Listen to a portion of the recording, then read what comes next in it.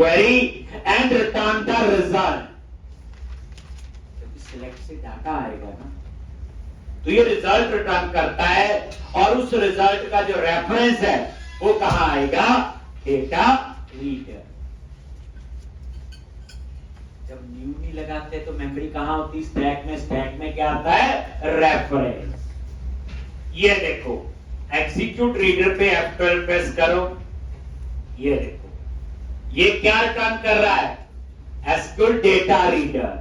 तो TR variable किस type का है, एसक्यूएल डेटा रीडर टाइप का, ये देखो ठीक। और ये एसक्यूएल डेटा रीडर क्लास है, सिंपल, ये देखो public class SQL data reader. तो अभी आप बच्चे ज्यादा कंफ्यूज नहीं करना अपने आप को, आप सिंपल याद रखो, जब भी डाटा डिस्प्ले करना तो सेलेक्ट क्वेरी होगी और उसके रिजल्ट के लिए आपने यूज करना है एसक्यूएल डेटा रीडर। इसका ऑब्जेक्ट नहीं बनता, आपने नोटिस किया इसका कंस्ट्रक्टर भी नहीं है ना। देखो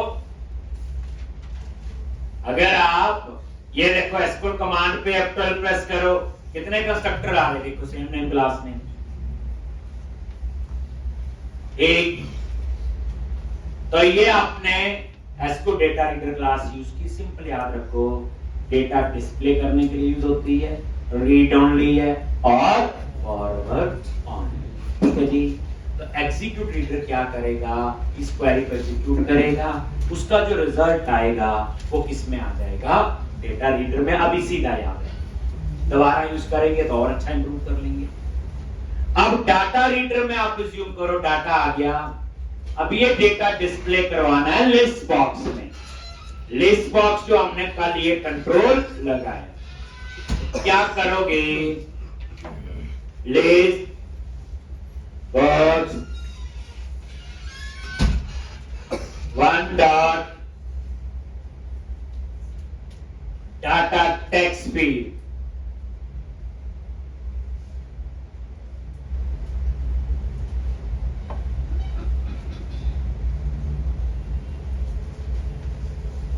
list box one dot data text field. इसमें उस कॉलम का नाम जो डाटा आप लिस्ट बॉक्स में डिस्प्ले करना चाहते हो। मैं डिस्प्ले करना चाहता हूं एम्प्लॉय नेम, ई नेम क्या है, कॉलम का name. List box one dot data value field, उसमें उस कॉलम का नेम जिसका डेटा आप लोग डिस्प्ले नहीं करना चाहते। तो डाटा वैल्यू फील्ड में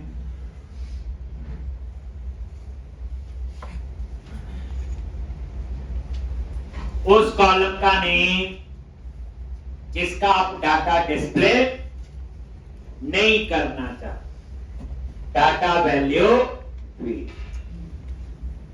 तो डाटा वैल्यू फील्ड में उस कॉलम का नेम जो आप स्क्रीन पे डिस्प्ले नहीं करोगे।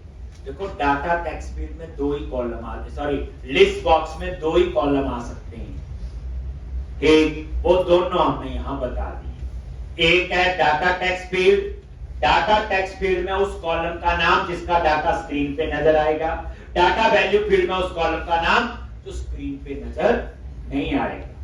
वहां मैंने एम्प नंबर दे दिया। अब आप बोलोगे एम्प नंबर क्यों लिखा, ये आंसर आपको आगे मिलेगा, ठीक। अभी आप सिंपल याद रखो, डाटा टेक्स्ट फील्ड में उस कॉलम का नाम जिसका डाटा डिस्प्ले करना है, डाटा वैल्यू फील्ड में उसका नेम जिसका डाटा डिस्प्ले नहीं करना। आप जनरली देखो, हम कॉलेज में इकट्ठे पढ़ते हैं तो नेम एक दूसरे के पता होते हैं, रोल नंबर थोड़ी पता होता है। बिल्कुल वही एम्प्लॉय इकट्ठे जॉब कर रहे हैं, एक दूसरे का नाम पता होगा, एम्प नंबर नहीं पता होगा। कभी भी आप कोई भी चीज देख लो, आईडी थोड़ा वहां सर्च करते हैं, कोई चीज खरीदनी है, नेम ही पता होते हैं, लैपटॉप लेना